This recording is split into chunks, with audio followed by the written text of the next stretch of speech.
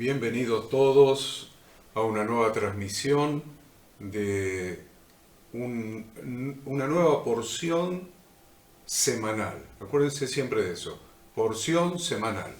Una nueva porción semanal del Pentateuco. Estamos nuevamente con ustedes nos están acompañando por su amabilidad. Les damos muchas gracias por acompañarnos cada año. Hace un rato el pastor Enzo me recordaba que este es el segundo año que estamos transmitiendo junto con Ada esta serie de estudios bíblicos, de estudios de la para allá, estos 54 estudios semanales, 54 porciones semanales. Sin embargo, antes de nosotros, toda una serie la hicieron un grupo de pastores. En principio lo llamábamos los 4 pastores, hicieron toda una serie. Luego hicimos una serie, el pastor Enzo con Ada y conmigo. Luego hicimos toda otra serie anual, Ada y yo solos. Y realmente seguimos aprendiendo, seguimos estudiando, seguimos descubriendo nuevas cosas en la bendita palabra de Dios, porque la sabiduría del Señor es infinita. Me gustaría hablarles un poco de la época que estamos transcurriendo, la fecha, qué importancia tiene esta fecha en relación con nuestra fe en nuestro Señor Jesucristo. Primero le vamos a pedir a Ada que nos salude y luego vamos a hablar un poquito de esta fecha, porque tanto para las diferentes fes cristianas como para los que siguen el calendario de Dios de acuerdo a las Sagradas Escrituras, se está acercando una fecha muy especial, que es el comienzo de una serie de fechas en el calendario de Dios. Así que los saluda Ada y después vamos a hablar un poquito de la fecha que estamos transitando. Muy buenos días a todos, como decimos siempre, un privilegio para nosotros poder estar juntos, repasando, considerando, analizando esta porción que estuvimos estudiando durante toda la semana. Comenzamos el domingo de la semana pasada y una porción muy especial, básicamente porque estamos comenzando un nuevo libro, estamos comenzando el tercer libro de la Torá, que es el libro de Levítico, Vaikra. Así que, como siempre, muchas enseñanzas, muchas aplicaciones a nuestra vida hoy. Así que, bueno, estén listos, prepárense cuaderno, Biblia, porque tenemos mucho para compartir. Bien, la fecha que se nos está aproximando es la fecha de la Pascua. Ustedes ya lo saben. Algunos lo saben por razones turísticas, porque como en los calendarios de los países se toman como feriado varios días, entonces algunos están esperando la Pascua por razones turísticas. Otros porque realmente están considerando lo que significó en su momento la liberación de la esclavitud de Egipto a través de el sacrificio de un cordero cuya sangre pintó los postes y los dinteles de las casas de aquellos que habían recibido el mandato del Señor y habían creído en su palabra de que iban a ser liberados de la esclavitud de Egipto e iban a salir de allí.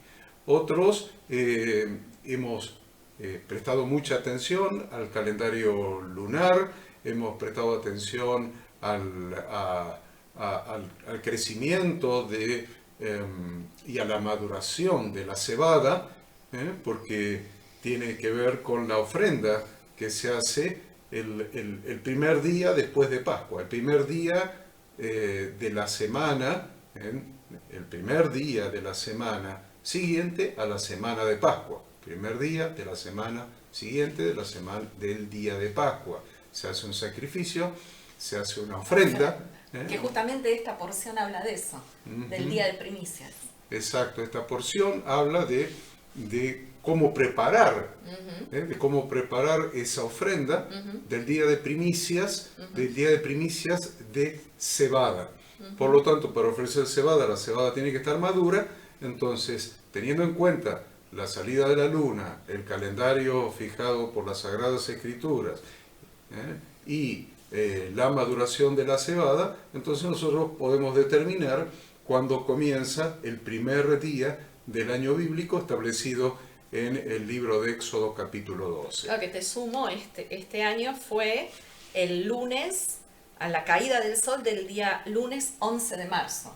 Ese día comenzó el año nuevo, el nuevo año a la luz de la Biblia. Bien, teniendo en cuenta eso, nos estamos aproximando Ujú. entonces al día de Pascua. Acuérdense, el día 10 había que apartar el cordero y el día 14 lo inmolará toda la congregación entre las 2 tardes. Es Pascua a Yahweh. Entonces, es muy importante porque el día 10 fue la entrada triunfal de Yahshua a Jerusalén y empezó su inspección a ver si había imperfección en él. ¿eh? Día 14, el día 10 se apartaba el cordero y se empezó a inspeccionar a ver si había inspección, a ver si había, perdón, imperfección en el cordero para sacrificar un cordero perfecto el día 14.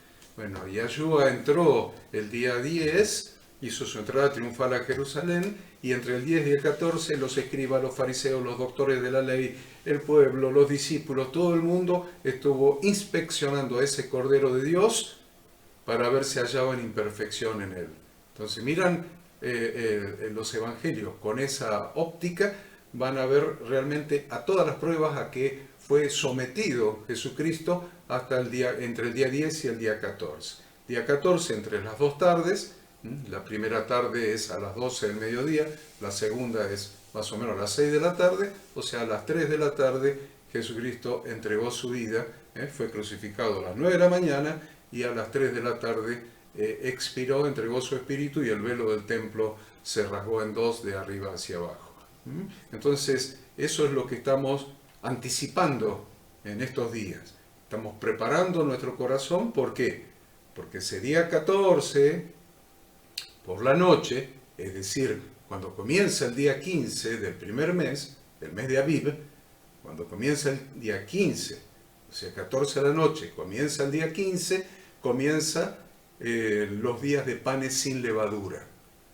Entonces, son días de autoexamen para nosotros, porque la levadura representa el pecado, entonces son días de autoexamen para nosotros. Pero no solamente para nosotros, a ver, me voy a autoexaminar, me arrodillo y me autoexamino. Está bien eso, pero eso no es suficiente.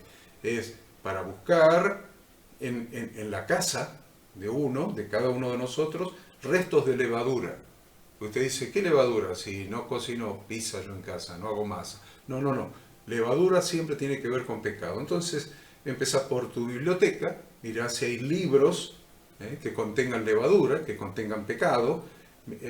Anda a los CDs, a los DVDs, a ver si hay canciones, a ver si hay películas que contengan levadura, levadura del pecado, y así sucesivamente hay que examinar la casa, abrir los cajones, mirar si hay algún amuleto, algún ídolo, algo.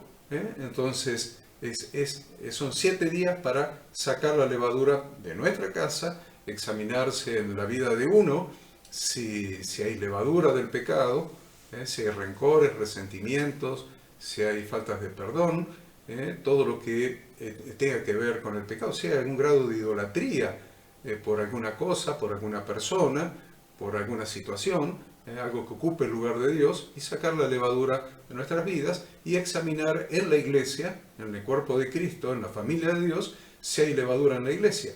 A ver qué cosas hay en la congregación de Dios que deban ser sacados porque son idolatría o algún tipo de pecado o algún tipo de enemistad, contienda, pleitos, disensiones entre los hermanos, lo que usted vea, porque son días, estos 7 días de panes sin levadura, para examinar y sacar el pecado de de nuestras vidas. Son 7 días de panes sin levadura. Sin embargo, después del día 14, que es el día de Pascua, 14... ¿Y este mes cuándo sería entonces? Vamos a hacerlo genérico para que sirva para este video para el año que sea. Entonces, acuérdense de que el día 14, el día de Pascua, el día 14 de Aviv, del primer mes, algunos lo llaman Nisan. Entonces, el día 15 empieza panes sin levaduras, pero sin embargo, desde el 14 hay que mirar el primer día de la semana siguiente, o sea, el domingo, para ser más concreto, es el día de primicias, donde se ofrece el grano de cebada, donde se ofrece la cebada como primicias. Es muy importante entonces que tengamos en cuenta este calendario, porque desde el día de primicias, o sea, desde ese domingo, hay que contar 50 días para adelante para llegar al día de Pentecostés. 50 días, 49, porque Shavuot, fiesta de la semana, son 7 semanas, 7 de 7, 49, más un día, al día siguiente, ese domingo, es el día de Pentecostés o Shavuot. Y entre el día de primicias y Shavuot está lo que se denomina la cuenta del Omer, esos 50 días, que también son 50 días de autoexamen, de adoración a Dios, de entrega, de oración, de consagración a Dios, para llegar al día de Pentecostés y realmente ser llenos del Espíritu Santo, como lo hicieron los discípulos en Hechos capítulo 2, en el aposento alto. Tengan en cuenta esto como calendario profético, como calendario de Dios, como fiestas que vino a cumplir nuestro Redentor Jesucristo en su primera venida. Estas son las fiestas que vino a cumplir el Señor Jesucristo en su primera venida. Estas 4, le quedan 3 más que va a cumplir en su segunda venida. Tanto trompetas como el día de expiación, que es el día del juicio, y la fiesta de los tabernáculos, que es las bodas del Cordero. Eso falta todavía para su segunda venida.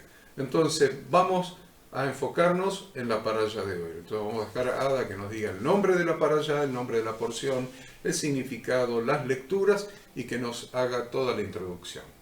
Bueno, la porción es la número 24, su nombre es Vaikra en hebreo, que significa y él llamó. Justamente esta primera frase, Vaikra,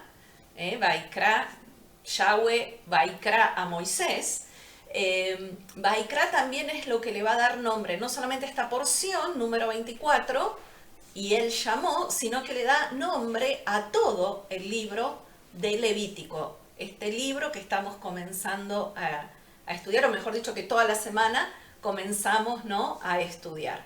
Las lecturas es Levítico capítulo 1:1 al 6:7, Isaías 43:21 al 44:23, Mateo 5 del 21 al 26 y Hebreos 10 del 1 al 18. Y básicamente los temas de esta porción son las reglas de las ofrendas. Vamos a ver que todos estos primeros capítulos de Levítico hablan justamente sobre las ofrendas. Las reglas generales de las ofrendas están descritos los distintos tipos de ofrenda, en qué casos se daban, qué era lo que se debía presentar. Entonces, vemos que todo este libro, ¿no?, si hiciéramos una pequeña síntesis de todo el libro de Levítico, que, como bien dice el pastor Enzo, probablemente sea el libro que menos hemos estudiado, que menos hemos analizado. En general, es un libro poco estudiado, sobre todo en las iglesias cristianas tradicionales, pero vemos que en este libro se describen las funciones del sacerdote y los deberes de la congregación de Israel. Se habla sobre santidad y la santificación de las vidas. Este libro nos da las herramientas para que podamos enfrentar y corregir nuestros pecados personales y comunales. Y de esa manera, una vez que identificamos el pecado, podamos corregirnos, ¿no? Esta intención de Dios de que siempre podamos volvernos a Él. También Levítico nos da las herramientas para que podamos enfrentar y corregir nuestras limitaciones. Y nos brinda un lugar al que podemos ir para contemplar nuestros fracasos personales y, como bien dije recién, también los comunales, para arrepentirnos. De la enumeración de estas diferentes clases de sacrificios, aprendemos sobre todas las situaciones que pueden corregirse y todas las fisuras espirituales que se pueden curar. Entonces, abordemos el libro de Levítico con esta visión. Hay distintos tipos de sacrificios individuales que eran necesarios en la época del tabernáculo y también en la época en que estuvo en pie el templo de Jerusalén. Estos abarcaban ya sea ofrendas de ganados hasta las ofrendas más baratas, que eran las ofrendas de harina. Y vemos también que en estos primeros capítulos vemos varias veces la expresión una ofrenda ígnea, una fragancia placentera a Dios, o en nuestras versiones lo vemos como ofrenda de olor grato. Vamos a ver varias veces esta frase, ofrenda de olor grato. Entonces, ¿cuál es la función de esta frase? ¿Por qué se repite tantas veces ofrenda de olor grato? Tanto con respecto a la ofrenda de un animal, como si se ofrecía un ave o una ofrenda de harina, para Dios cualquiera de ellas era una ofrenda de olor grato. ¿Qué significa esto? Es para enseñarnos que no es importante si uno trae poco o si trae mucho. Lo más importante siempre para Dios es la motivación y la intención de nosotros de restaurar nuestra relación con Dios. Es decir, al dar distintas alternativas de ofrenda de tipo económicas, tanto el que más podía como el que menos podía, todos podían reconocer su pecado y volverse a Dios. Hay una palabra en hebreo que es la palabra corbán, que significa sacrificio, y tiene la misma raíz que la palabra karov, que significa acercarse. Entonces, sacrificio y karov, la misma raíz. Entendamos entonces, cada vez que veamos un sacrificio, no lo veamos como un acto. Muchos no se quejan del libro de Levítico diciendo, no lo leemos porque es un libro lleno de sangre, porque se sacrificaban animales, porque esto era para otra época. Ahora, si miramos que cada sacrificio que Dios establece acá, recordemos que el tabernáculo se había erigido, ¿no? Habíamos visto en los últimos 15 capítulos del libro de Éxodo todas las indicaciones que Dios le dio a Moisés con respecto a la construcción del tabernáculo, todo el proceso, cómo lo hicieron. Terminó el libro con la gloria de Dios llenando el tabernáculo, porque todo se había hecho conforme a lo que Dios decía. Entonces, veamos al libro de Levítico como una continuación del libro de Éxodo.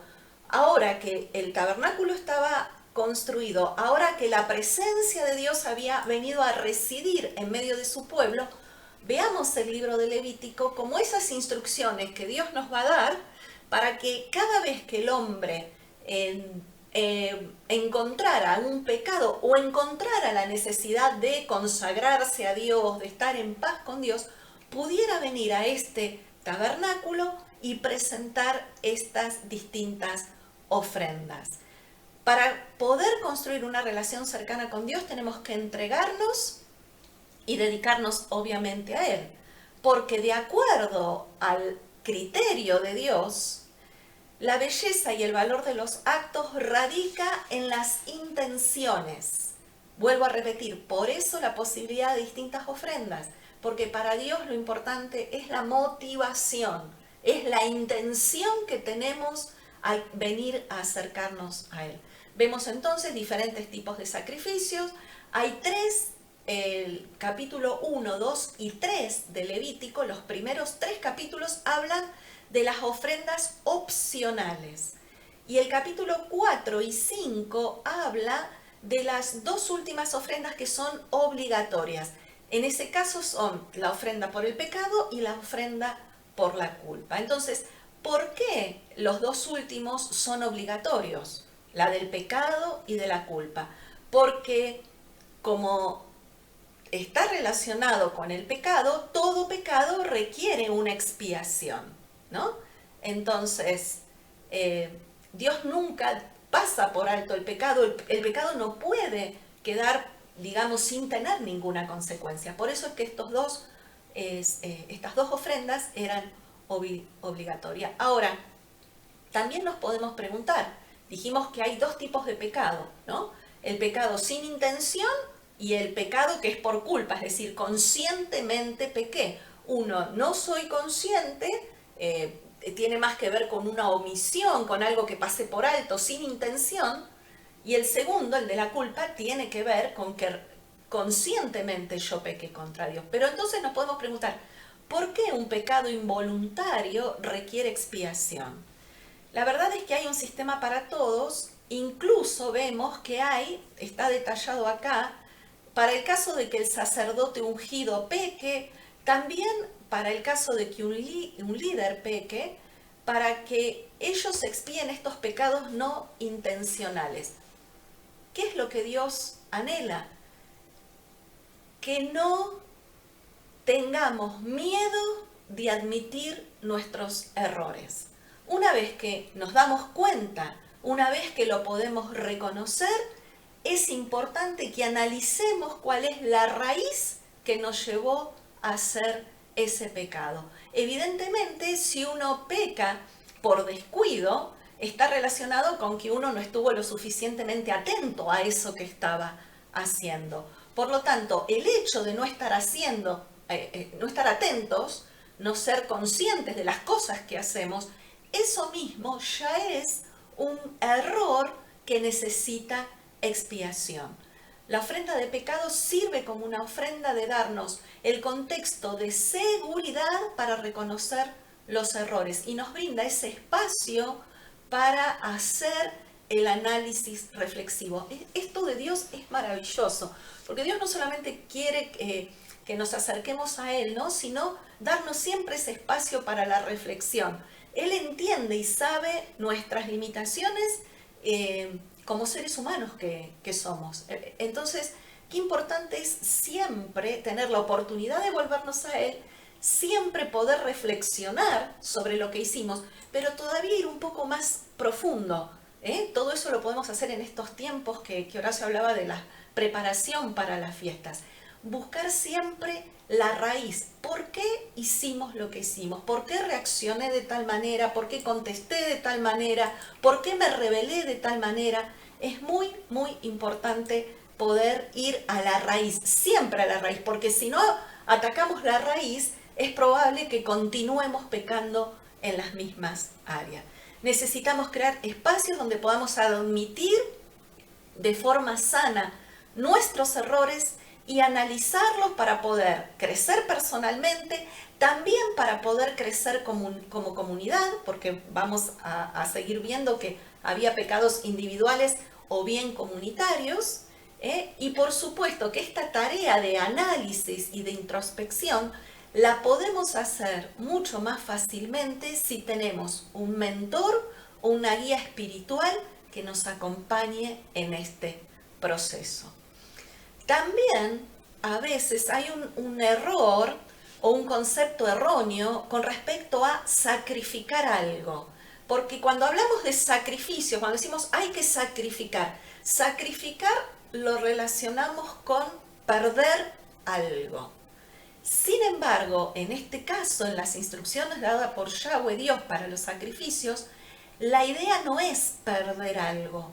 La idea es ganar algo. ¿Y qué es lo que ganamos a través de estos sacrificios? Acercarnos a Él. ¿Por qué? Porque sabemos que no hay felicidad fuera del ser humano si no es estando cerca de Dios, si no es cumpliendo sus instrucciones. Cuando estoy cerca de Yahweh, nuestra vida es mucho más fácil, tenemos más felicidad y por ende desarrollamos un mayor grado de espiritualidad. Es importante también comprender que un sacrificio por pecado o transgresión solo va a tener efecto en la medida que la persona lo haga pasando por un verdadero y completo proceso de teshuvah, el proceso de arrepentimiento bíblico. ¿Por qué? Porque si la persona permanece dormida, sin conciencia sería, durante este ritual de ofrendar,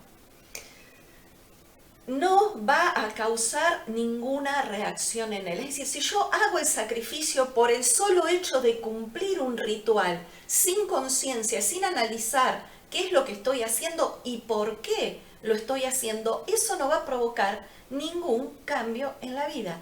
Porque la Torah no es una forma mágica de esas que sostienen muchas religiones, que es hacer el ritual y obtendrás el efecto espiritual que anhelás.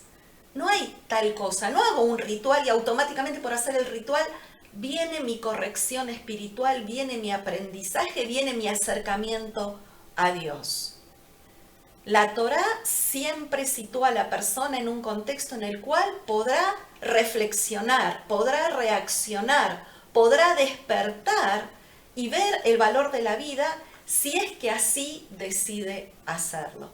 Sin embargo, siempre la elección final va a depender de cada uno de nosotros.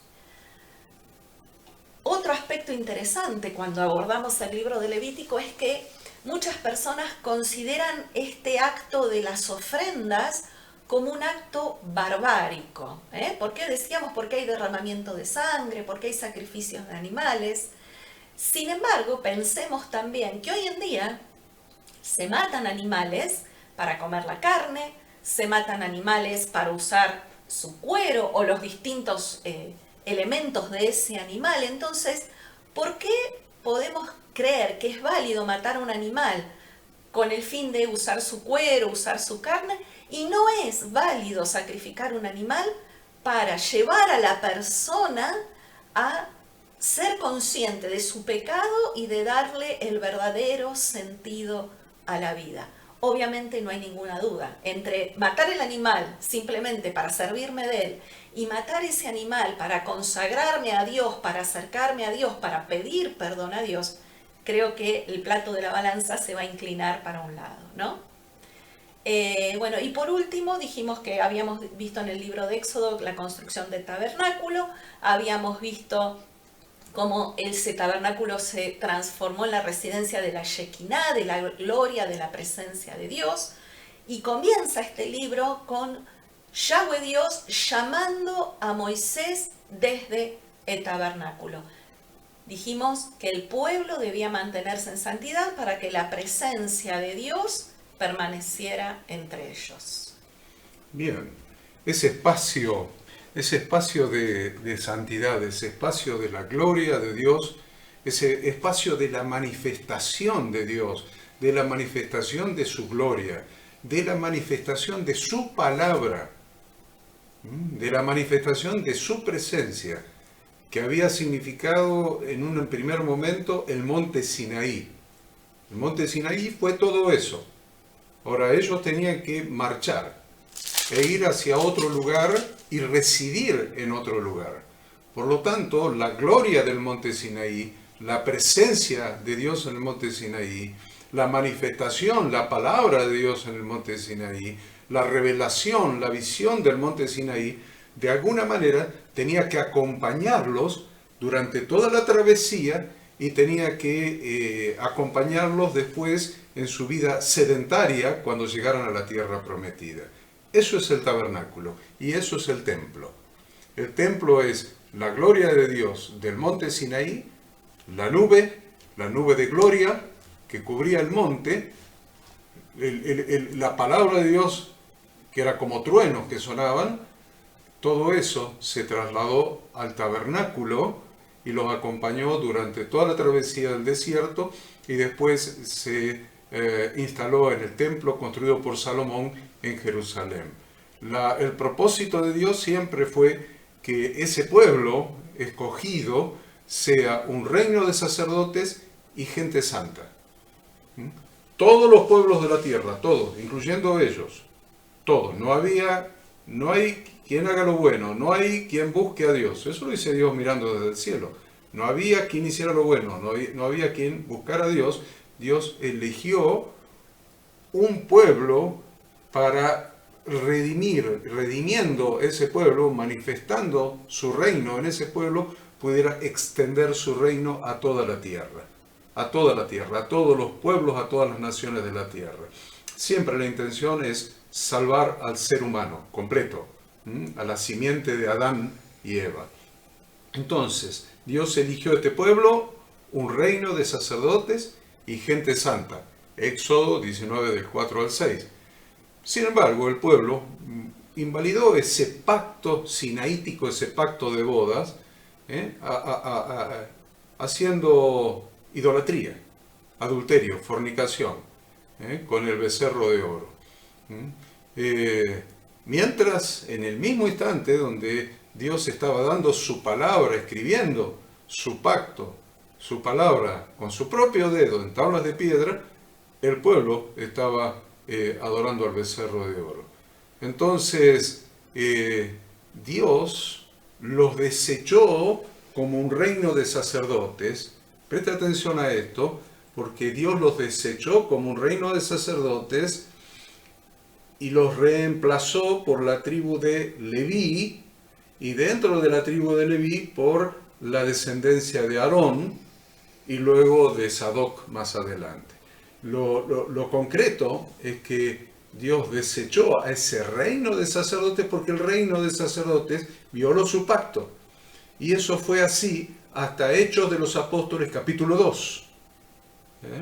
Hechos de los Apóstoles capítulo 2, donde descendió nuevamente esa manifestación de Dios, esa santidad, esa presencia de Dios del monte Sinaí, descendió en el templo donde estaban los 120 discípulos el día de Pentecostés, el día de Shavuot, en Hechos capítulo 2.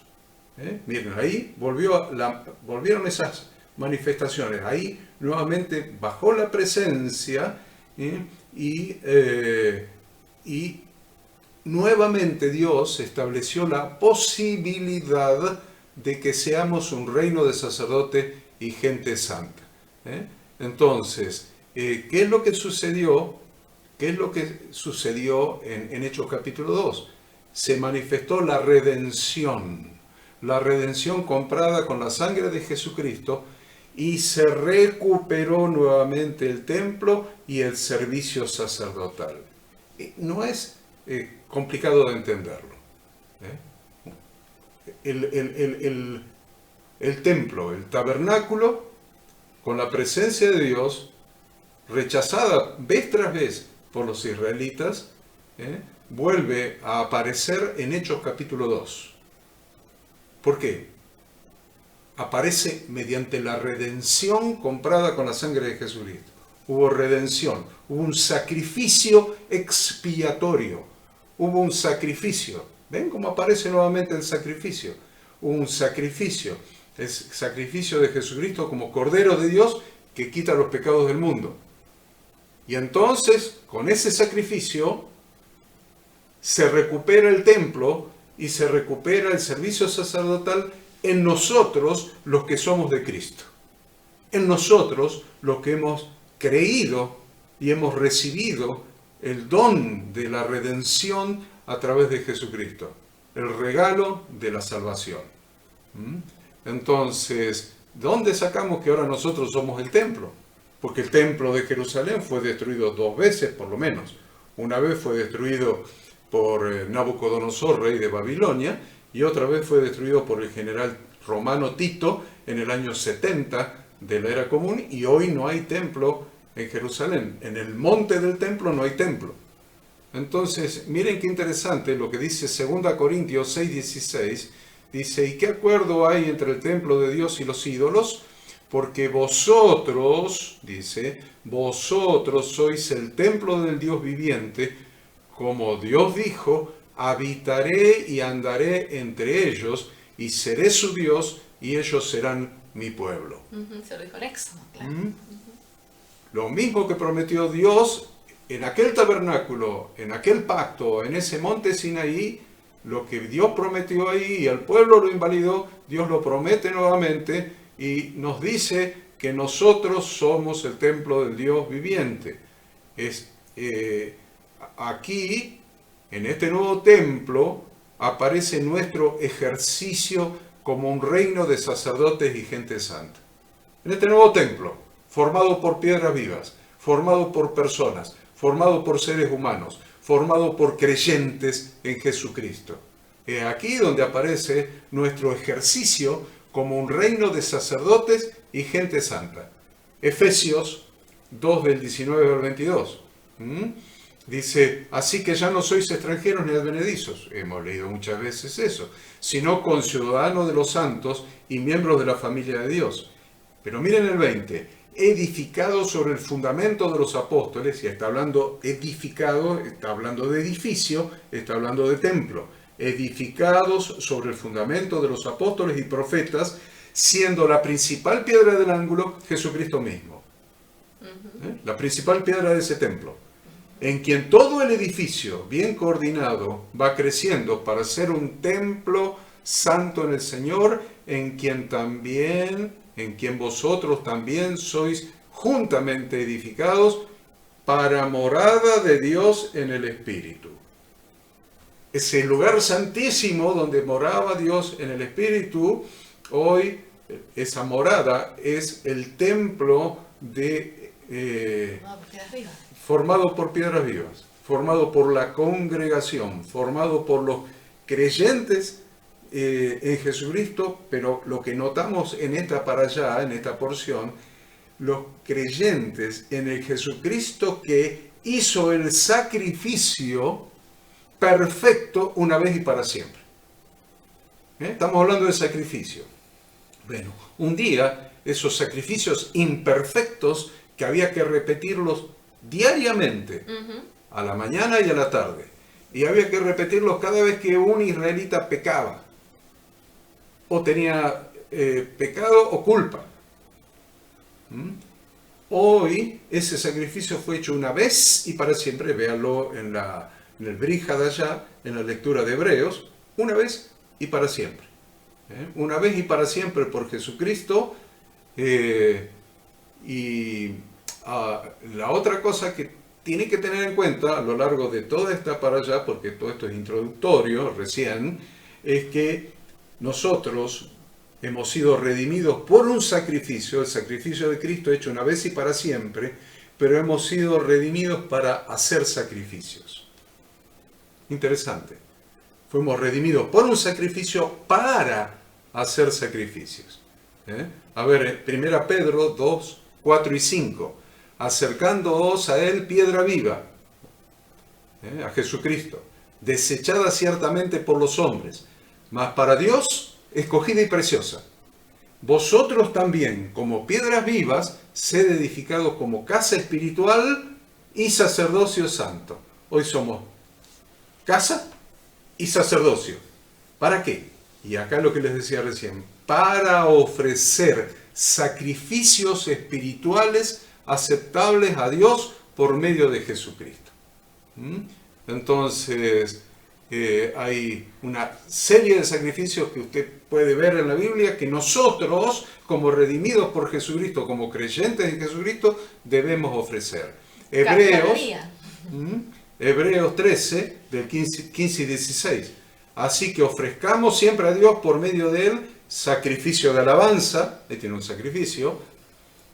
Siempre tenés ganas de alabar, cuando estás en problemas, cuando estás en dificultades, cuando estás en depresión, cuando estás en tristeza, cuando estás en duelo, ¿tenés ganas de alabar? Sin embargo, acá dice, ofrezcamos siempre a Dios por medio de Él.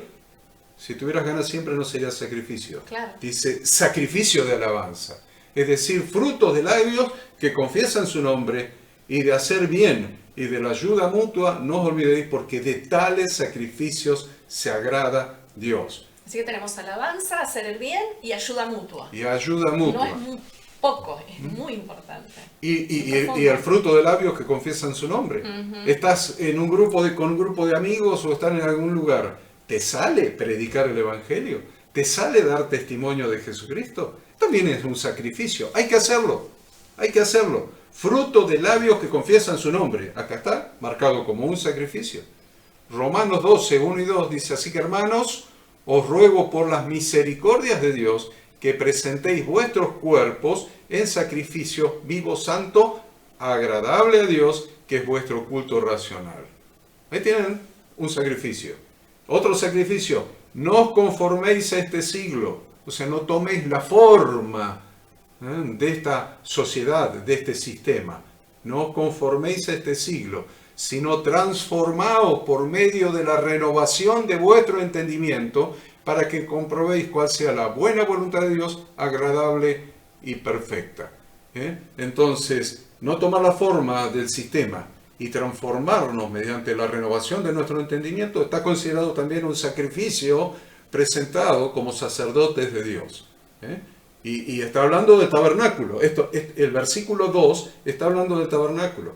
Para que comprobéis cuál sea la buena voluntad de Dios. La buena voluntad de Dios es el altar de bronce. Agradable es, después de pasar por el lavacro, servir al Señor en el lugar santo. Y la voluntad perfecta es llegar en Jesucristo al lugar santísimo, a la misma presencia de Dios. Así que siempre estamos en el tabernáculo. Bien, comencemos entonces con el capítulo 1, rápidamente. Y Ada nos decía que ahí está la palabra Vayikra. Vayikra es... Yahweh a Moisés. Llamó. A ver, Ada. Bueno, vamos a leer los primeros 2 versículos del capítulo 1. Llamó Yahweh a Moisés, habló con él desde el tabernáculo de reunión diciendo, habla a los hijos de Israel y diles, cuando alguno de entre vosotros ofrece ofrenda a Yahweh, de ganado vacuno u ovejuno, haréis vuestra ofrenda. Fíjense qué interesante que comienza en singular, dice cuando alguno de vosotros ofrece, y termina en plural diciendo haréis. ¿Por qué singular y plural en el mismo texto? Básicamente para recordarnos que nuestras familias y también nuestras comunidades van a ser fuertes tanto como los individuos que la componen. ¿Qué quiero decir con esto? Que esta parashá nos recuerda que con cada palabra, con cada esfuerzo, tenemos el poder de elevar o de rebajar nuestra sociedad, el mundo en que habitamos. Si tenemos esto en cuenta, nos va a resultar más fácil enfrentar los desafíos de la vida con honor y con dignidad. Vivimos, no hay duda, en una cultura totalmente egocéntrica, ¿no? Todo gira alrededor del ser humano. Nos han convencido de que es prioridad asegurar nuestra propia felicidad. El concepto de hacer sacrificios, de renunciar a uno mismo, se convirtió en algo extraño. Muy pocas personas hablan de esto, de sacrificarnos en pos de los demás, en pos del bienestar de los demás. Las personas hoy viven para sí mismas y se enfocan solamente en sus propias necesidades. Vemos hoy en día que hay padres que no se sacrifican por sus hijos, vemos hijos que no se sacrifican por sus padres, vemos relación entre marido y mujer en donde ninguno de los dos se sacrifica, se pone al servicio del otro, y mucho menos en el resto, ¿no? Si en estas que son las más íntimas no funciona, imagínense el resto de las relaciones entre los seres humanos. Entonces, ¿por qué cambia del singular al plural cuando habla de estas ofrendas? Porque esto también encierra una lección. El pasaje comienza en singular porque cuando un hombre peca, cree que sus transgresiones solo tienen impacto sobre él, solamente sobre su persona. Pero acá la Torá nos enseña que lo que hacemos como individuos tiene un impacto en todos, y también en todo lo que nos rodea.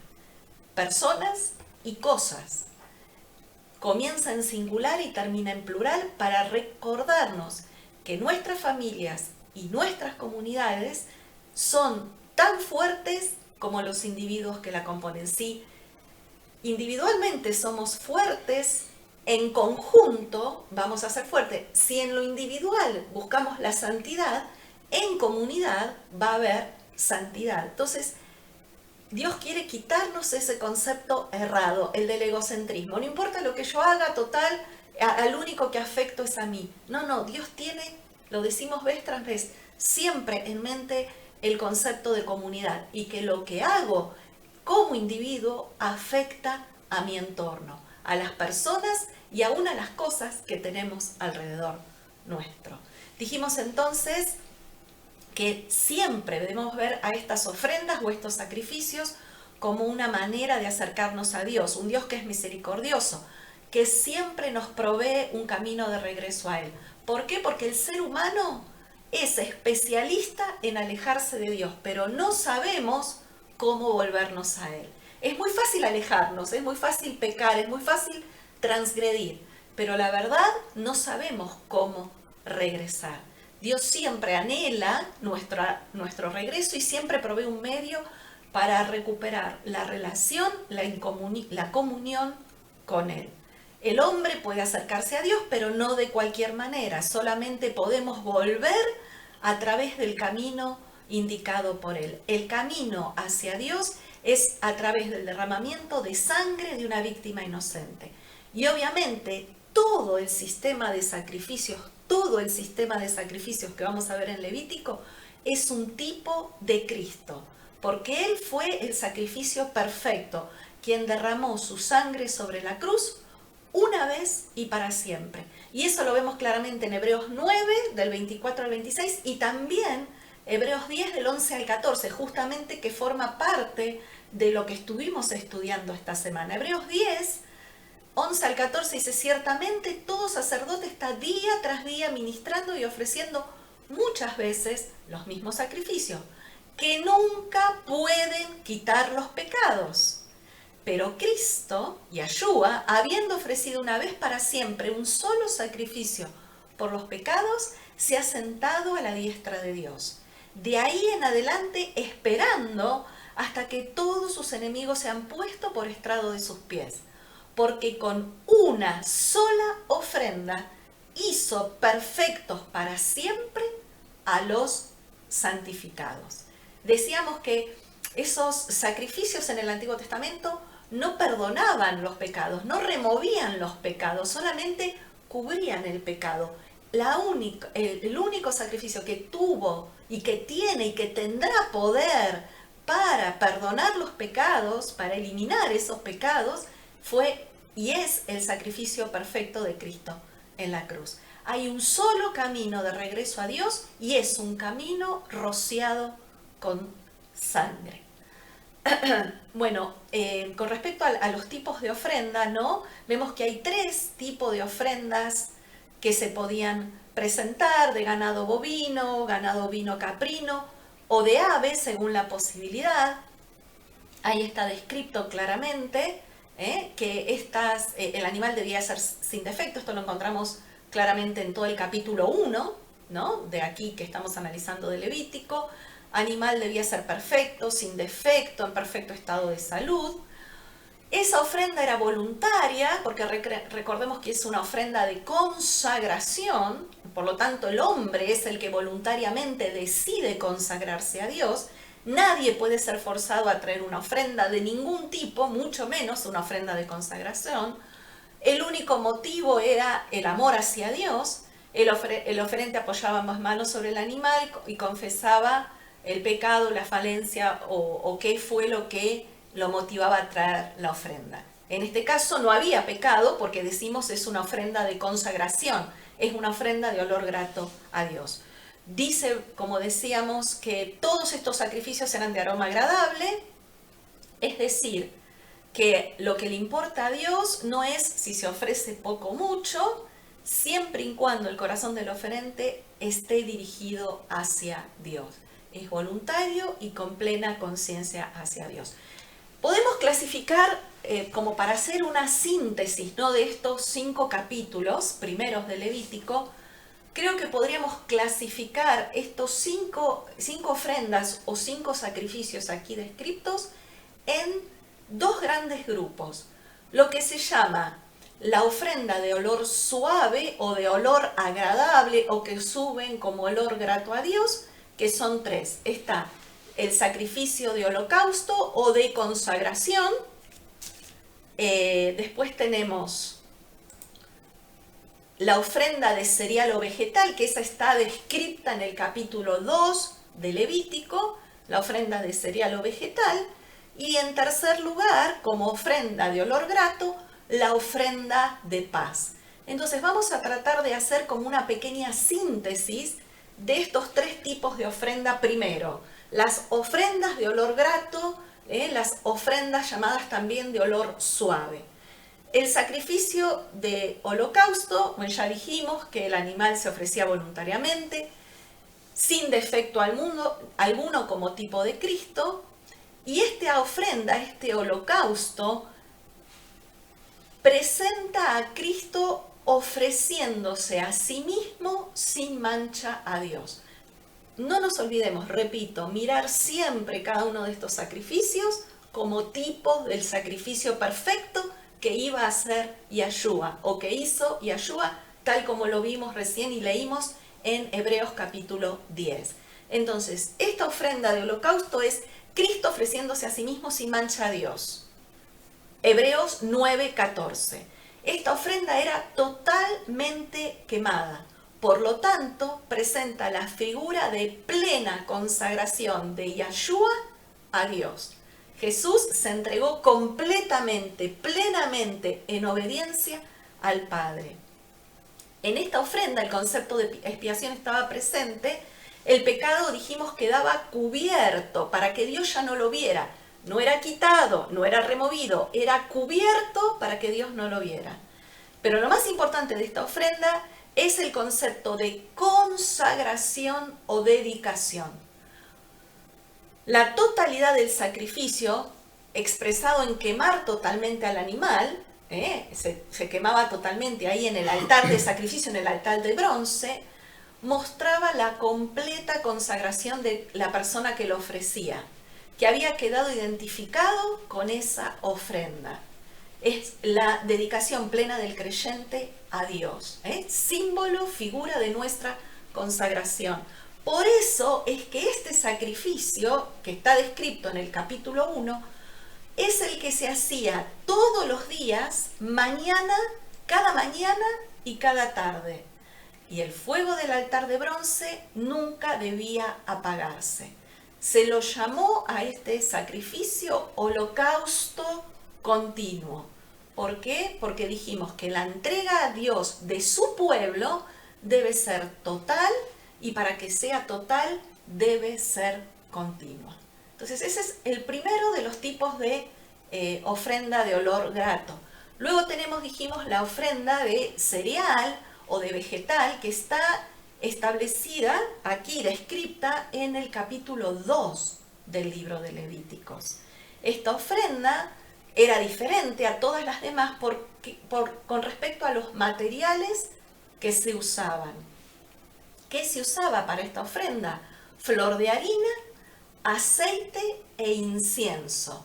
Esta era el único de las ofrendas que no se derramaba sangre. Esta ofrenda, así como la del holocausto representa a Jesús en su total entrega al Padre, aquí esta ofrenda de vegetal o de cereal o de flor de harina representa a Yahshua hombre, a Jesucristo hombre. Vemos acá representando a Jesús en su vida, no en su muerte como el holocausto. Acá vemos a Yahshua representado en su vida. Es un tipo de el Mesías, del ungido, el Cristo de Dios. La harina de la mejor calidad, ¿qué nos señala? Es figura de la vida pura que Yahshua vivió sobre la tierra. Esta ofrenda de olor grato sugiere la plena devoción de Cristo al Padre, su disposición de agradarle en todo. Fíjense algo interesante, en esta descripción del capítulo 2 dice que estaba prohibida la levadura. ¿Por qué? Porque la levadura es símbolo de la maldad, símbolo del pecado que corrompe. También está prohibida la miel. ¿Por qué? Porque la miel se usaba mucho en esa época en los sacrificios de los gentiles como un alimento para los dioses. Entonces, recordemos, ¿no? Nuestro Dios es distinto a cualquier otro dios pagano.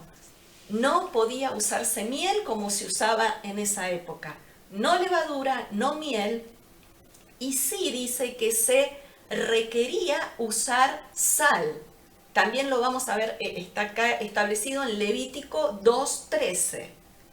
Esa ofrenda de harina se debía rociar con sal. Y la sal representa la idea de incorrupción.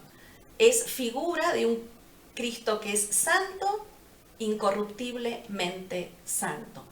Y otro elemento que también se usaba, además de la sal, es el aceite. Y sabemos que siempre en la palabra el aceite es figura del Espíritu Santo. Entonces, todos estos elementos señalan a Yahshua, pero no a Yahshua muriendo en la cruz, como en la ofrenda de holocausto, de consagración, sino que nos muestra a Yahshua viviendo, sirviendo, obedeciendo, mostrando la gloria del Padre aquí sobre la tierra, viviendo una vida sin mancha.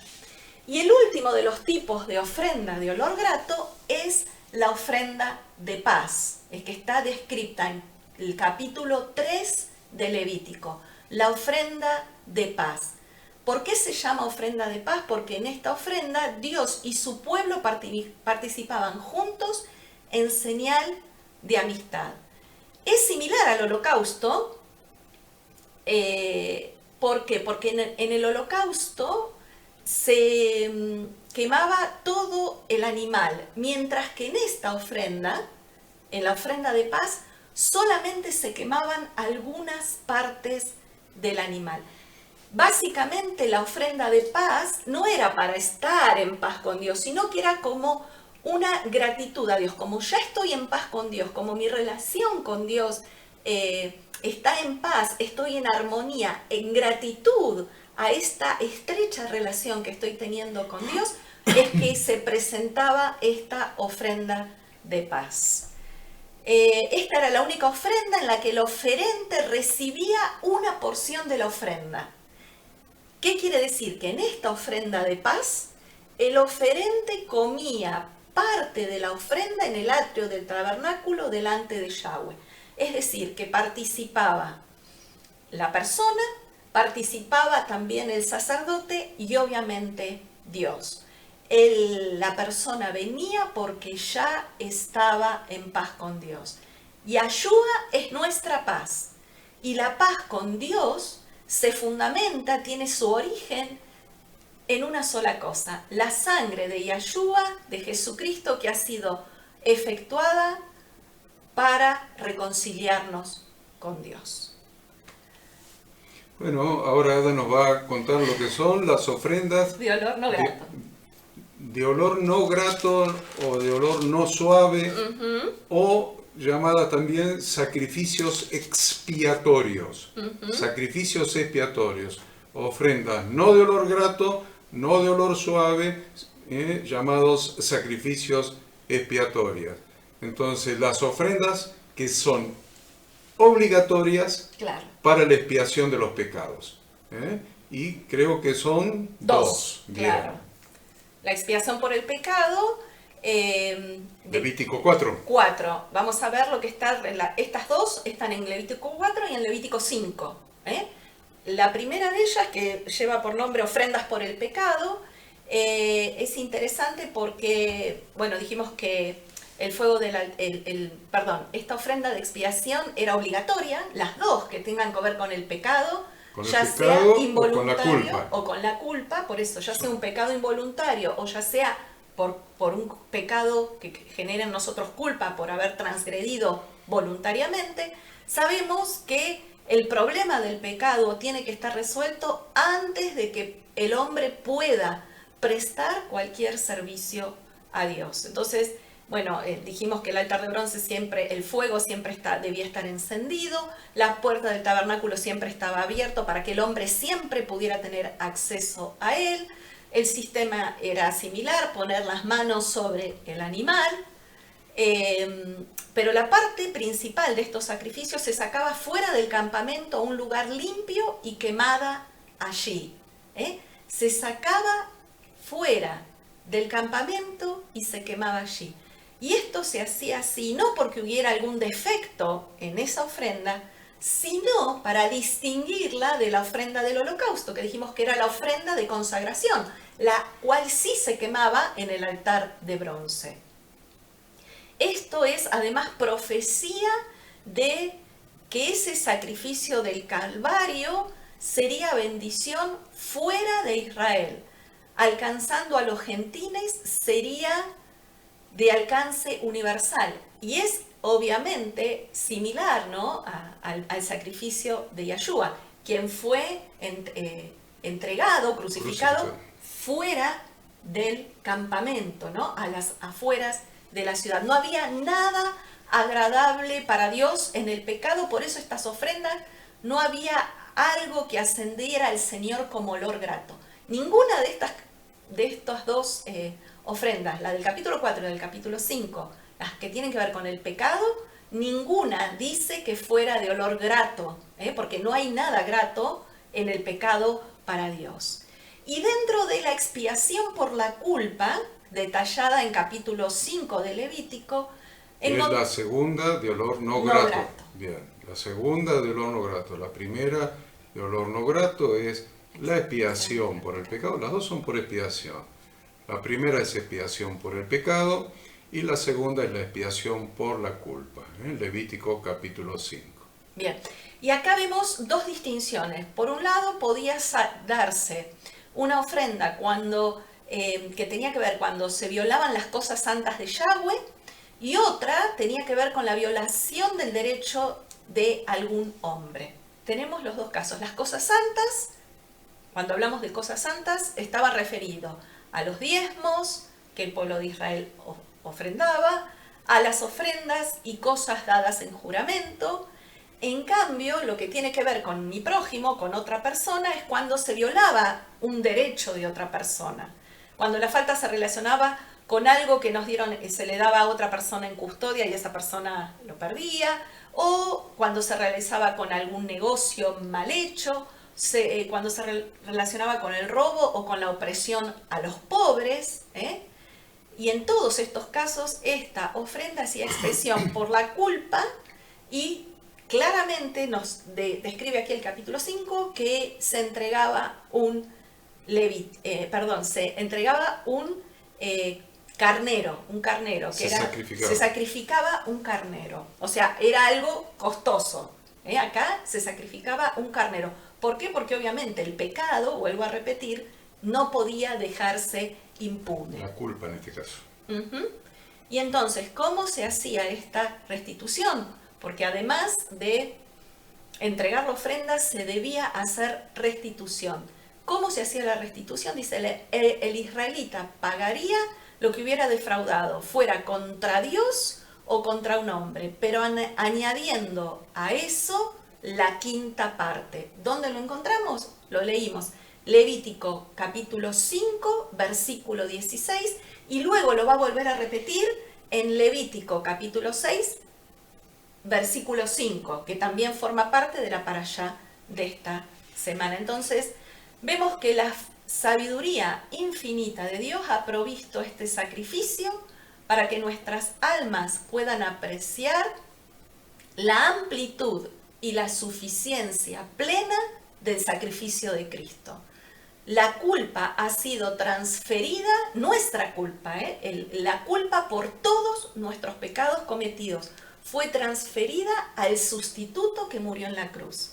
Y así ha sido quitada para siempre. Es maravilloso, porque ese perdón de los pecados quita está la culpa, ¿no? Eso que desde la psicología se estudia tanto los psicólogos abordan el tema de la culpa, porque realmente la culpa es traumática, la culpa nos inmoviliza, la culpa nos paraliza, la culpa no nos deja avanzar, no nos deja crecer. Qué interesante que la culpa por el pecado fue quitada para siempre de nuestras conciencias y de los registros de Dios. ¿Por qué? Por el perfecto sacrificio de Cristo en la cruz del Calvario. Bueno, en el capítulo 2 hablamos de ofrendas farináceas, o sea, de harina. Y había ofrenda farinácea de flor de harina, ofrenda farinácea horneada, ofrenda farinácea freída en sartén, ofrenda farinácea freída en olla. Hemos hablado de no poner miel, de no poner levadura a la ofrenda farinácea, ni ponerle miel. Y sí, que las ofrendas debían ser saladas con sal. Acuérdense siempre que en la Biblia, en la Torá, la sal es símbolo del pacto de Dios con su congregación. Siempre símbolo del pacto de Dios con su congregación. ¿Por qué? Porque la sal es inmutable. La sal no cambia. La sal siempre es sal y siempre tiene la misma composición química. La sal es siempre sal. Permanece para siempre. Así es el pacto de Dios, que es preservado y preserva. Que no cambia y preserva, como la sal. Preserva para vida. Entonces, hay un texto dentro del capítulo 2, es el versículo 14 y 15, no, está más abajo. Aquí, el capítulo 2, versículo 14 al 16, donde está hablando de estas ofrendas farináceas, dice, si ofrecieres, capítulo 2, versículos 14 al 16, si ofrecieres a Jehová ofrenda de primicias, presten atención que estamos cerca de primicias, tostarás al fuego las espigas verdes. Primero se tostaban las espigas y el grano desmenuzado ofrecerás como ofrenda de tus primicias. Pondrás sobre ella aceite e incienso. Es ofrenda.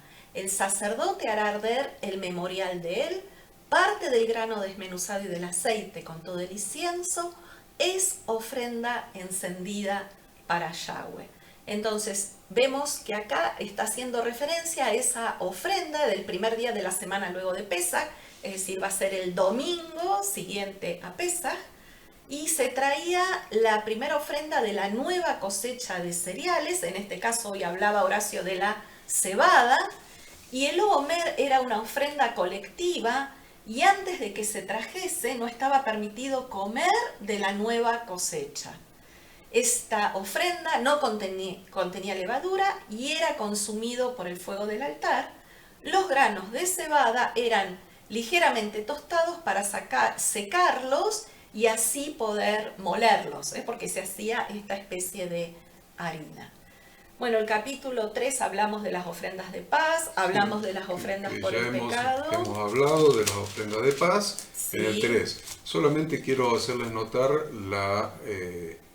el conjunto, la pluralidad de la ofrenda de paz.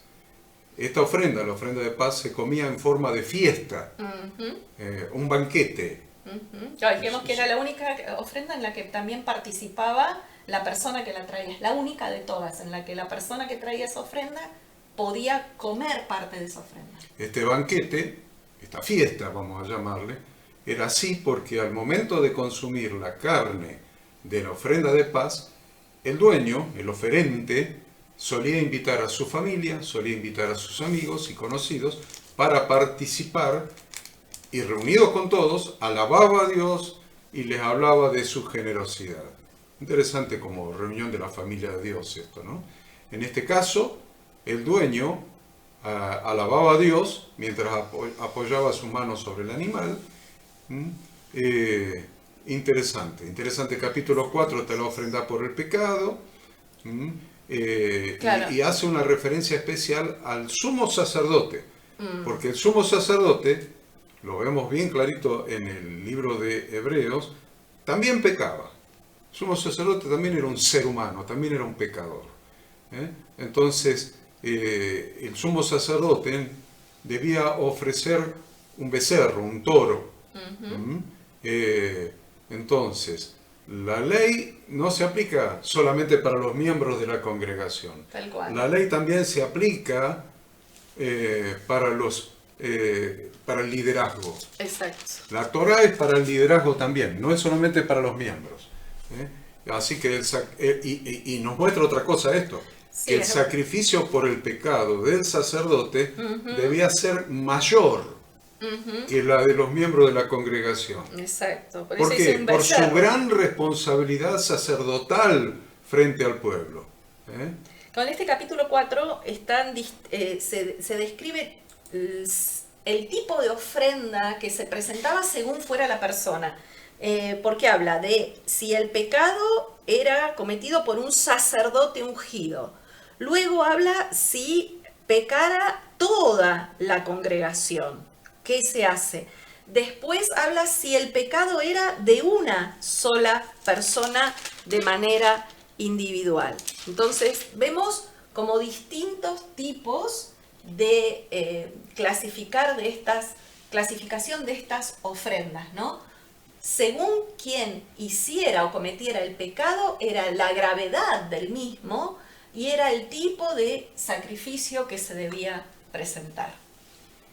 Es interesante Esto es muy importante. ver esto. Sí, acá. No.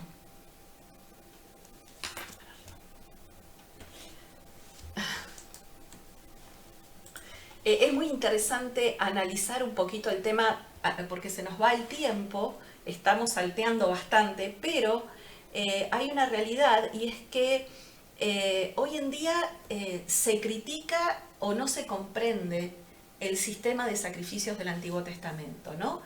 Y esto mismo le pasó a los profetas del primer templo. Vemos, por ejemplo, una crítica aguda y profunda por parte de los distintos profetas con respecto a las ofrendas o a los sacrificios. Si vemos a Samuel, en 1 Samuel 15:22, como ejemplo, Samuel dice: ¿acaso Dios se complace en holocaustos y sacrificios tanto como en la obediencia de los mandamientos de Dios? He aquí que obedecerle es mejor que sacrificar, y la obediencia vale más que el cebo de los carneros. Entonces, ¿cómo compatibilizamos las críticas que muchos profetas hicieron en el Antiguo Testamento con respecto a los sacrificios como lo que estamos estudiando ahora en el libro de Levíticos? Vamos a dar otro ejemplo. ¿Qué dijo el profeta Amós? Amós dijo: aunque me ofrezcan holocaustos y ofrendas vegetales, no los aceptaré. Tampoco aceptaré sus sacrificios de animales cebados. Pero que la justicia suba como las aguas y la rectitud como una impetuosa corriente. Eso está en Amós 5, del 21 al 24. Veamos qué dijo el profeta Oseas. Oseas 6:6 dice: porque deseo misericordia, no el sacrificio, obediencia a Dios antes que los holocaustos. Veamos, por ejemplo, algunas críticas en el libro de los Salmos. Salmo 50 dice: si yo tuviese hambre no te lo diría, porque el mundo entero es mío y todo lo que él contiene. ¿Acaso como la carne de los toros? ¿Acaso como la carne de los toros o bebo la sangre de los machos cabríos? Eso es lo que Dios dice, ¿no? Y que lo distinguía, dijimos, de los dioses de esa época. Otro de los Salmos 51 dice: Dios, abre mis labios y mi boca anunciará tu alabanza, porque tú no te complaces en sacrificios. De otro modo yo te lo había ofrecido.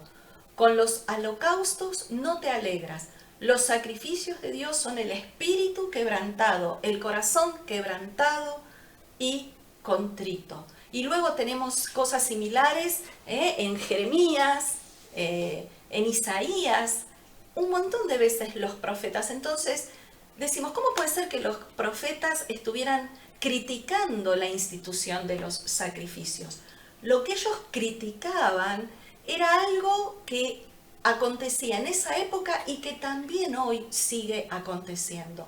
Lo que los angustiaba profundamente era la idea de que no se puede servir al Dios y al mismo tiempo actuar con crueldad, con injusticia, con insensibilidad hacia otras personas. El camino de Dios es actuar con justicia y rectitud, no solamente en nuestra vida individual, sino fundamentalmente hacia nuestros semejantes. Justamente, prestemos atención, algo que siempre llama la atención. Justamente en este libro de los sacrificios, que es el libro de Levítico, es justamente en Levítico 19, 18 y en Levítico 19, 33 y 34 donde encontramos los mandamientos de amar al prójimo como a nosotros mismos y de amar al extranjero. Fíjense, en medio de un montón de institución de sacrificios y de ofrendas, nos habla del verdadero sentido de todas nuestras acciones. En primer lugar, el amor a Dios. Podemos amar a Dios y debemos amarlo, pero eso se va a ver reflejado en cómo tratamos a nuestros semejantes.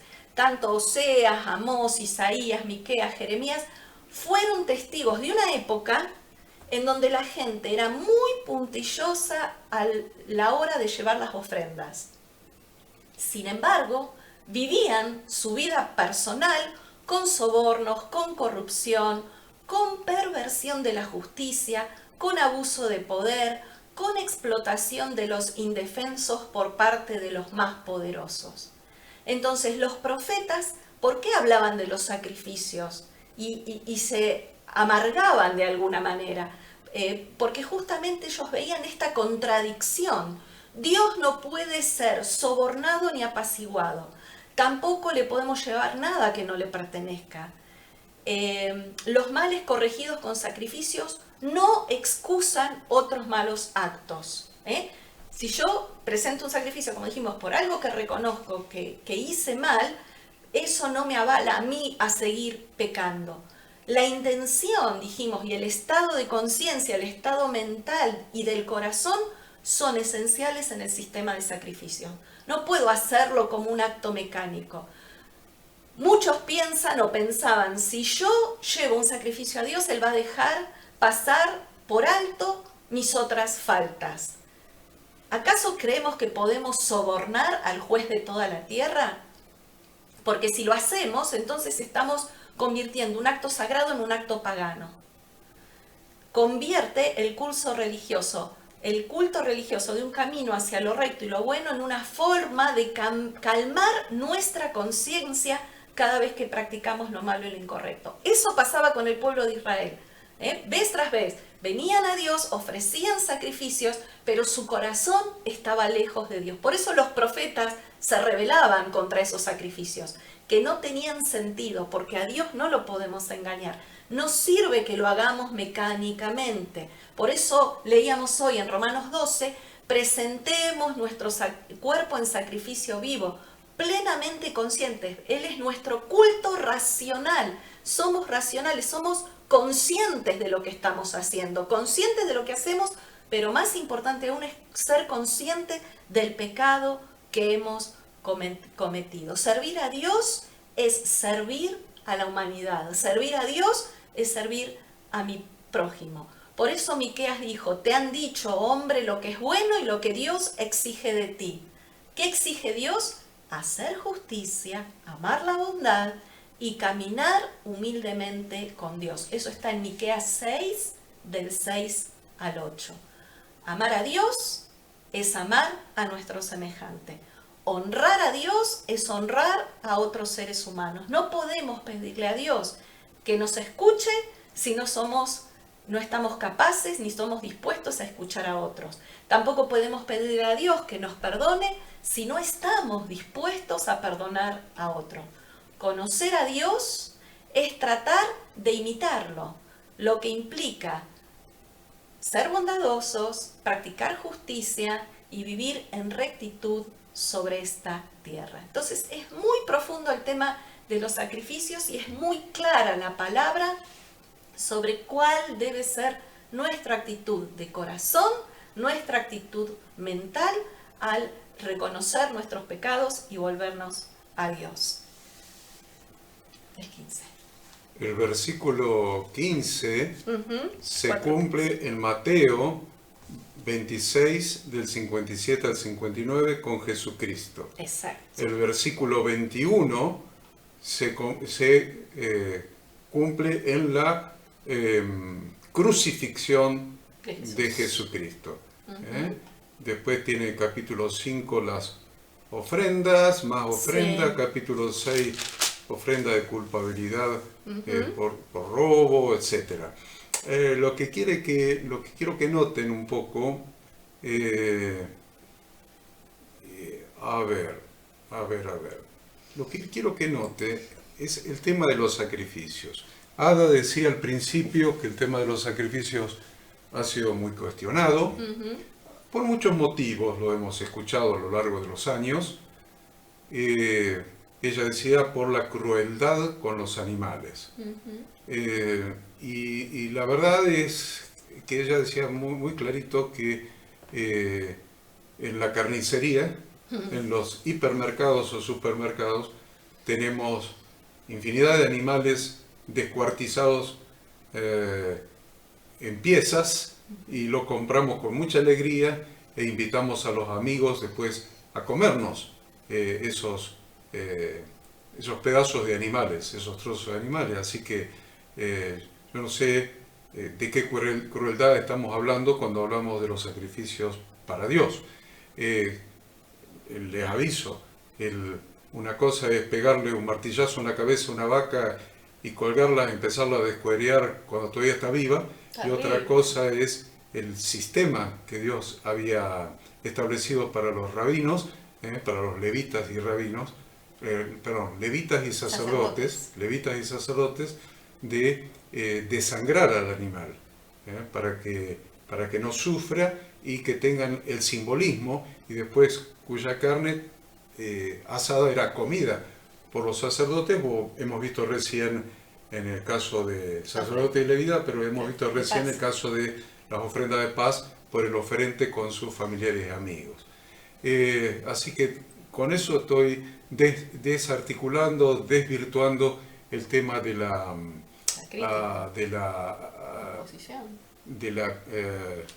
crueldad. El tema de la crueldad.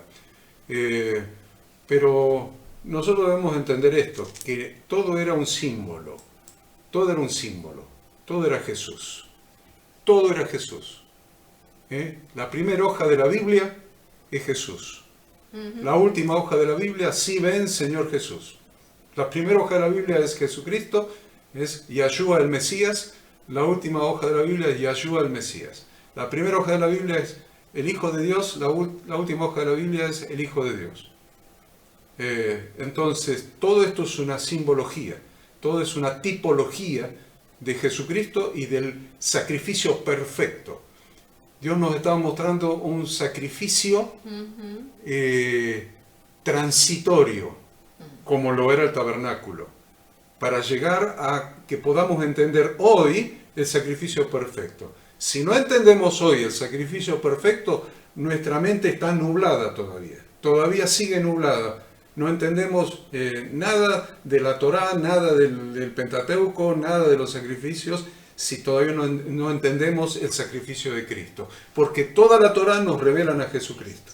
Acuérdese de eso, nunca se olvide. Toda la Torá nos revela a Jesucristo. Pero quiero hablarles los minutos que quedan, los 7 minutos que quedan, acerca de hacer sacrificios por parte nuestra. Porque no tendría un corolario. Ya hemos hablado algo, ¿no? De sacrificio de alabanza, sacrificio de gratitud, sacrificio, presentar nuestros miembros como las buenas obras, predicar el Evangelio, dar testimonio de Jesucristo. Quiero redondear eso y con esto terminar la parashá de hoy.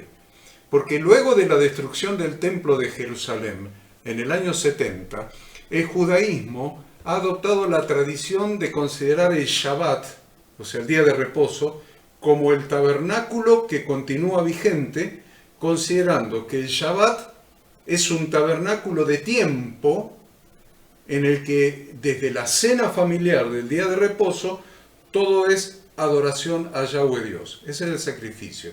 El tabernáculo es el Shabbat y todo lo que hagamos en el Shabbat es nuestro sacrificio a Dios.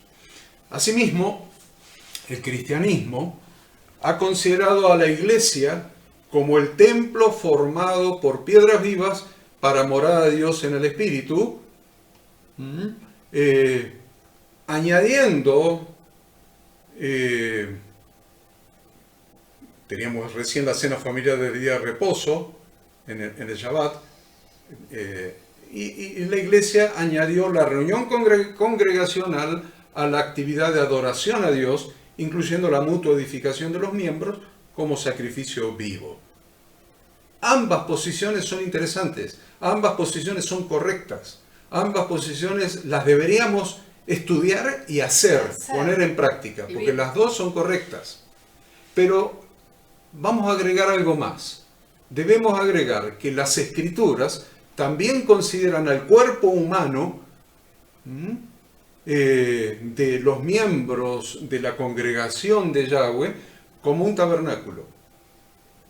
También la Biblia, las Escrituras consideran al cuerpo humano de los creyentes como un tabernáculo, es decir, como una morada temporal. Es un tabernáculo, una morada temporal, con todo lo que eso implica en cuanto a la morada de Dios en el Espíritu, que lo hemos leído.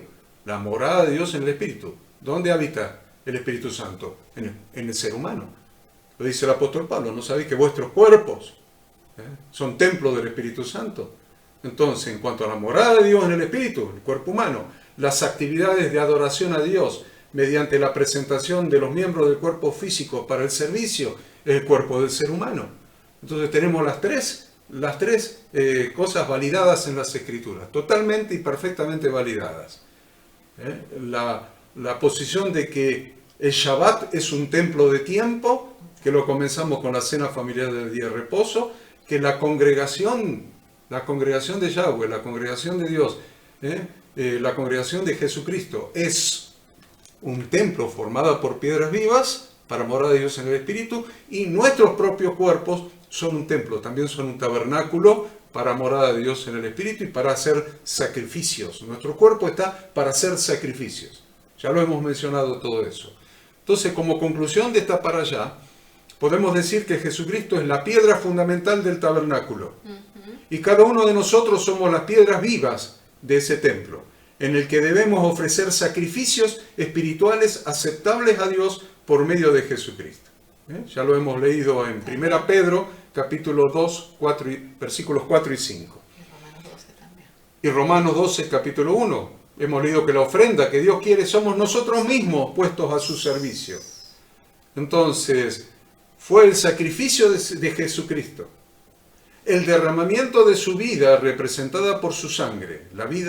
La sangre representa la vida.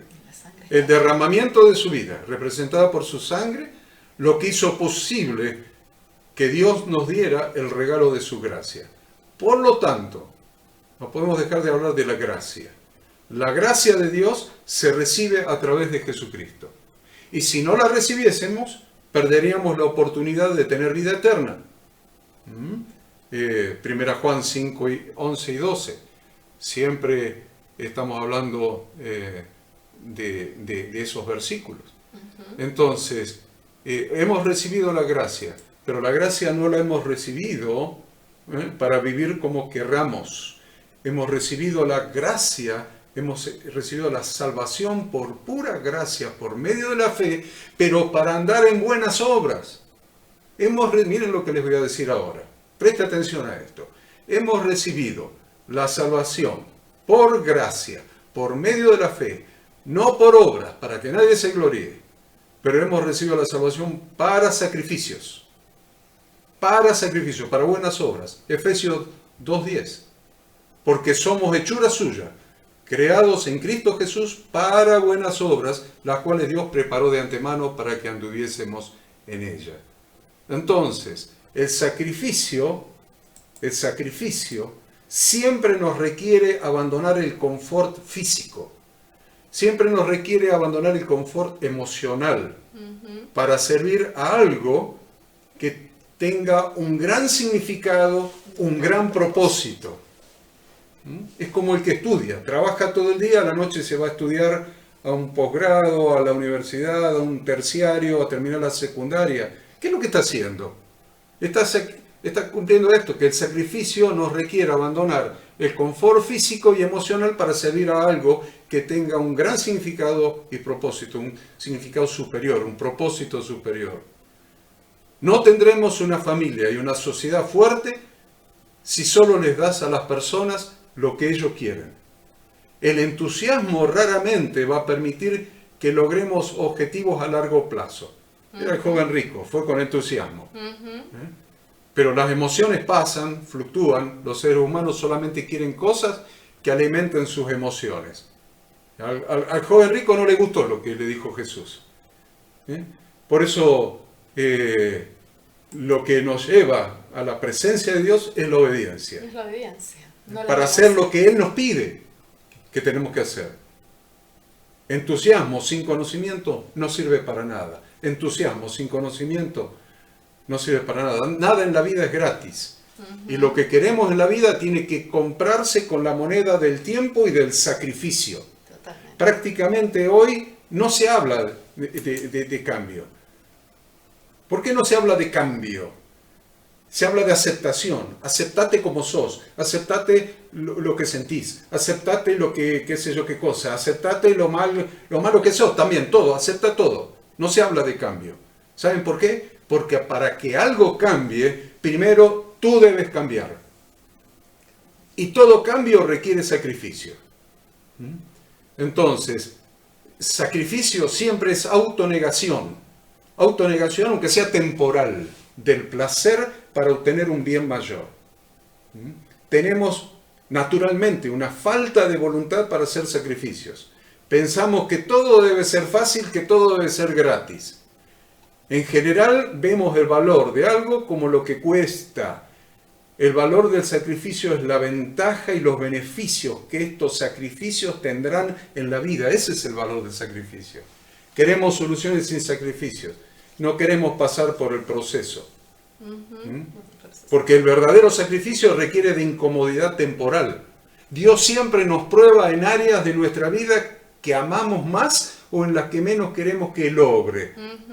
¿Saben por qué? Porque el sacrificio siempre requiere incomodidad temporal y no queremos cambiar. Siempre amamos el beneficio, pero no el proceso.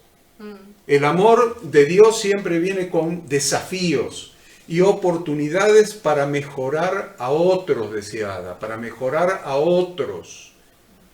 ¿Qué sacrificio estás haciendo para mejorar a otros? Para llevar el Evangelio a otros, para discipular a otros, para enseñarle el estilo de vida de la palabra de Dios a otros. Entonces, si queremos que el mundo, nos quejamos de la sociedad argentina, la sociedad del mundo, Marte, Júpiter, los marcianos, pero si queremos que el mundo sea mejor, nosotros debemos volvernos mejores y eso se hace con sacrificio. Entonces, el sacrificio que nace del compromiso, el compromiso personal y la voluntad de poner esfuerzo produce resultados duraderos. El sacrificio siempre revela el nivel y la calidad de tu compromiso. ¿Cómo mido el compromiso de alguien por la iglesia? Por el sacrificio.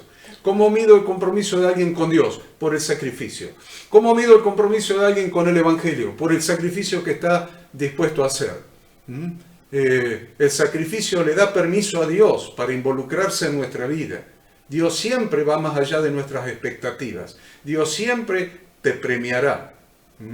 Pero te pide algo, Efesios 6:8, sabiendo que el bien que cada uno haga, ese recibirá del Señor. Sea siervo o sea libre. Sí, Dios siempre honra el sacrificio y lo recompensa. Debemos hacer nuestro sacrificio como una ofrenda a Dios. Cuando el sacrificio beneficia a otros, la ley de la siembra y la cosecha se pone en acción. Dios valida un sacrificio hecho en defensa de sus instrucciones. La mujer rompió el frasco de perfume y lo derramó sobre Jesús. El verdadero valor del sacrificio era de mucho valor el perfume. Y el frasco también seguramente. Entonces el verdadero valor del sacrificio se ve cuando seguimos dando, sin importar el costo o el hecho de que no controlamos, no conocemos el resultado. El nivel del sacrificio que estamos dispuestos a hacer está relacionado con el nivel de revelación que Dios nos da. Tu nivel de sacrificio, lo que estás dispuesto a hacer, tiene íntima relación de la revelación que Dios te ha dado en tu vida, de su propósito eterno, de su plan para vos, de su plan para tu barrio, de su plan para tu familia, de su plan para la iglesia. Siempre el nivel de sacrificio que estamos dispuestos a hacer tiene que ver con el nivel de revelación que Dios nos da. Lo que recibimos por revelación se queda mucho más en nosotros que lo que recibimos por información. Buscar la revelación del propósito de Dios para tu vida. Buscar la revelación del propósito de Dios para este tiempo. Buscar la revelación del propósito de Dios y disponete a servirlo en obediencia, cumpliendo en primer lugar la gran comisión de predicar el Evangelio a toda criatura. Y en segundo lugar, la otra parte de la gran comisión, que es enseñar el estilo de vida de la palabra de Dios, haciendo discípulos, enseñándoles que guarden las cosas que yo os he mandado. Y dice el Señor Jesús, quien hizo el mayor sacrificio por nosotros, aquí yo estoy con vosotros todos los días hasta el fin del mundo. Amén. Dios los bendiga, gracias por acompañarnos. Nos encontramos la próxima semana. Shabbat Shalom.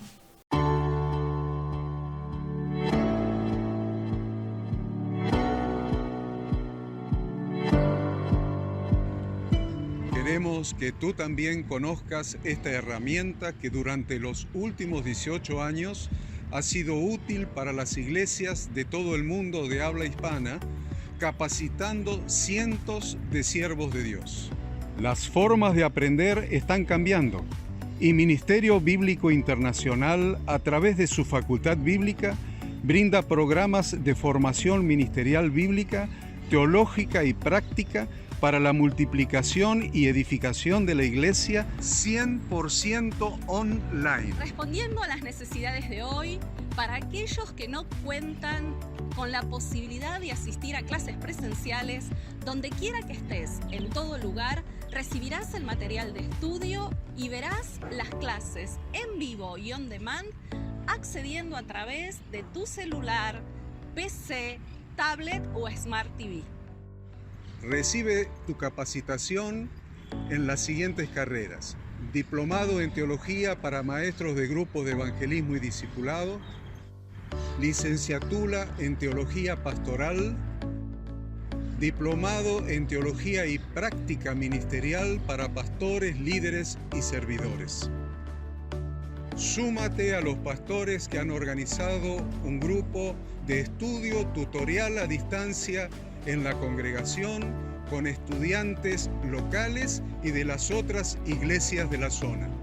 Esta es tu oportunidad como seguidor de Cristo para comenzar tus estudios y completar tus exámenes desde la comodidad de tu hogar y en los horarios que tengas disponibles. Súmate al liderazgo de este tiempo y adquiere las habilidades, herramientas y valores necesarios para impactar el mundo con la palabra de Dios y transformar la vida de aquellos que creen al Evangelio. Para más información, ingresá a facultadbiblica.com.